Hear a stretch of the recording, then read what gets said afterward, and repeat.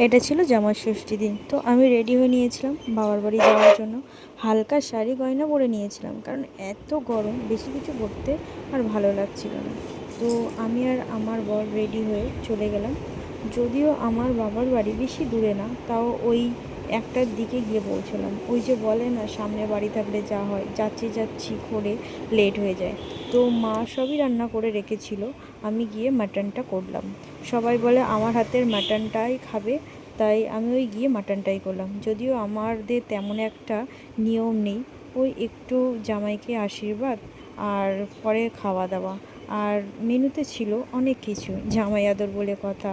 5 রকম ভাজা, চিংড়ি মাছ, ইলিশ মাছ, কাতলা মাছ, মাছের মাথা দিয়ে ডাল, মাটন, দই, 5 রকম মিষ্টি, চাটনি, পাঁপড়, কোল্ড ড্রিঙ্কস, আরও কত কিছু। তারপরে জামাই খাওয়ার পরে আমি আর আমার মায়ের আর একটা ভাইজি খেতে বসেছিলাম। অনেক দিন পরে মায়ের সাথে দেখা, একসাথে খাওয়া, জমিয়ে আড্ডা কথা, মায়ের সাথে খুব ভালো লাগছিল। তো আমাদের জামাই ষষ্ঠী তো এমনই কাটলো। তোমাদের জামাই ষষ্ঠী কেমন কাটলো কমেন্ট করে জানাও। চলো, টাটা।